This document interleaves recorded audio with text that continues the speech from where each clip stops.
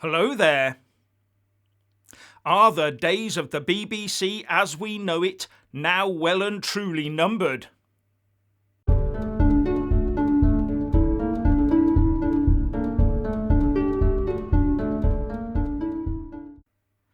Well, the Culture Secretary Nadine Dorries has come out fighting and basically laid the ground for the future privatisation of the BBC. But I have a question. Why should the BBC have an assured future in the private sector? Something I'll come on to in a moment. And all this news will not go down well with the lefty liberal elite and the BBC fat cats and their highly paid preferred presenters. No, lefty politicians have got far too used to having a left-wing megaphone at their disposal, with those that soak up the licence fee while expecting their demands for more to be met will not be enamoured at the thought of having to truly compete for their money.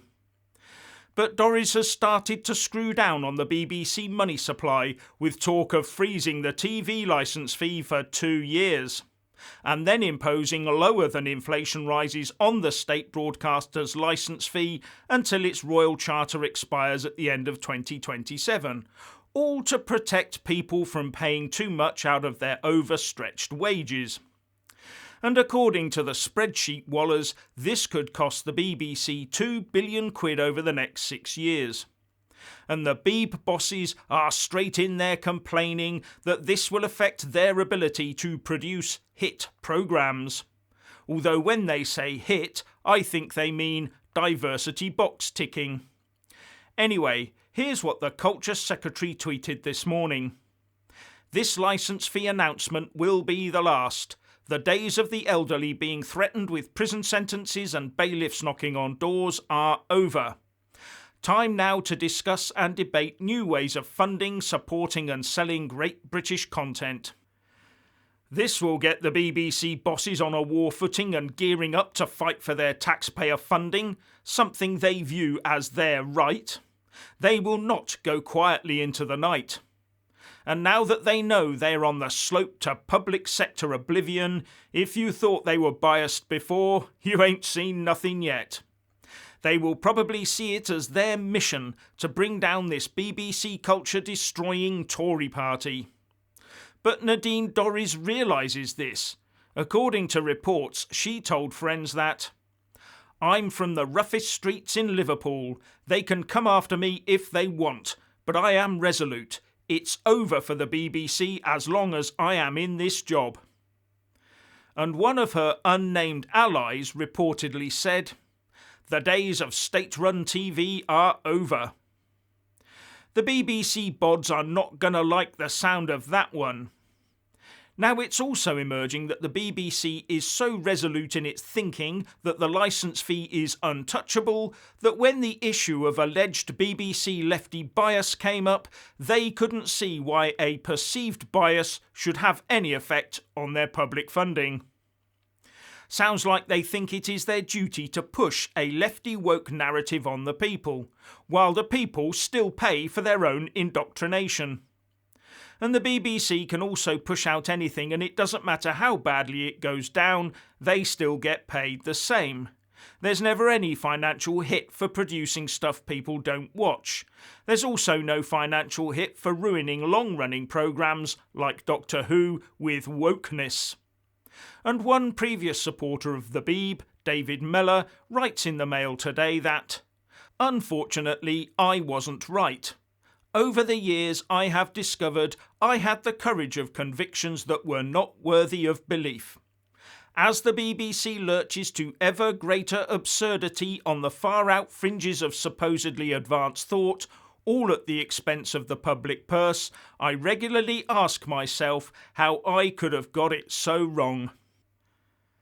And he goes on to lambast the BBC woke brigade. And with all the other broadcasters out there, why have a state-run BBC anyway? It's not like the BBC is giving us anything unique, is it? Apart from taxpayer-funded, state-run, lefty-biased woke brainwashing, of course. Although I will just point out that there is also the BBC World Service that is owned and run by the BBC, but also gets extra funding from the Foreign Office. In fact, last year, the then Foreign Secretary Dominic Raab gave the World Service another £8 million to tackle harmful misinformation being peddled around the world. Wonder if Nadine would agree with that one now.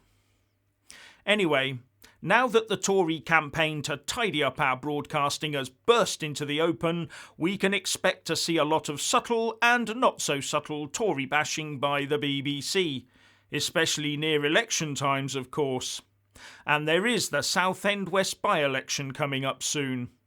Will be interesting to analyse how the BBC approaches that one. And then the May local elections throughout the UK. But the BBC is already starting from a position generally left of centre. And that is what started this whole funding row in the first place years ago, with the BBC being on the left of centre for all those years. It's like the Beeb views itself as the keeper of the nation's morals, and that morals can only be found on the left. And many say it is now just a product of the communist march through the institutions to take control of UK establishments in an endless series of salami slices. But we seem to have got to a point where the result is that the BBC is servicing its viewers' real needs and wants less and less as time goes on, while the private sector is forced by financial need to step up to the mark. Although I will point out that wokeness is being entrenched ever more deeply within places like Hollywood. And then there's those TV, film and Academy Awards to consider. It's not like they don't have quotas to reach these days, is it?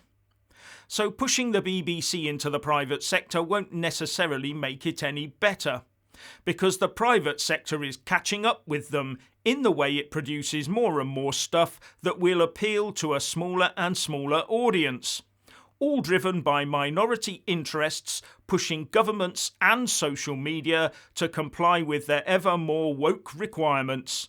And sadly, government and social media are far too ready to comply.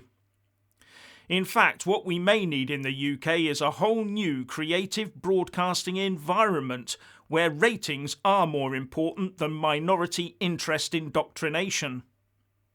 But the next question that springs to mind is, why should the BBC continue to exist in any form after the end of this current Royal Charter? Why are politicians talking about converting its funding model?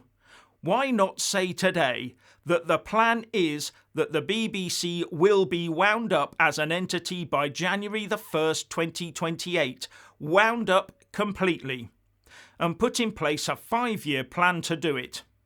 Then what would happen is that over the next 6 years or so the BBC would gradually fade away, and the licence fee could be reduced in line with its decreasing programming every year, with redundancies and redeployment running alongside, and the private sector will pick up the slack. Then at the end, anyone left can be made redundant and move on or retire. Why should the private sector suddenly find a whole new competitor in the form of a renamed BBC with all its assets and people and running programmes jammed into their marketplace? No other competitor would get such an easy ride. And if the government wants to run a private sector broadcaster, then they'll fail. Governments can't run private sector companies. It has to be let loose completely. And what would happen to BBC real estate like Broadcasting House with its infamous sculpture? Would a private sector BBC be run out of publicly owned buildings?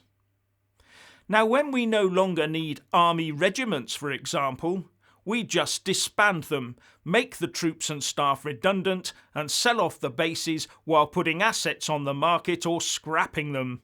So what's the difference? Why is the BBC still considered as something different, even when we're looking to get rid of it? Why not do the same with the BBC as we do when we shut schools, hospitals and military bases, and give people their payoffs and let them leave and compete for other jobs, or even club together to do what entrepreneurs have to do, invest their own time and their own money into taking the plunge in a new business venture. Spending loads of public money to essentially set up a private sector company seems a bit OTT to me. So what do you think should happen to the BBC? Please like and comment below. Please subscribe and like this video, buy a mug and support me on Patreon or PayPal, and thank you for watching.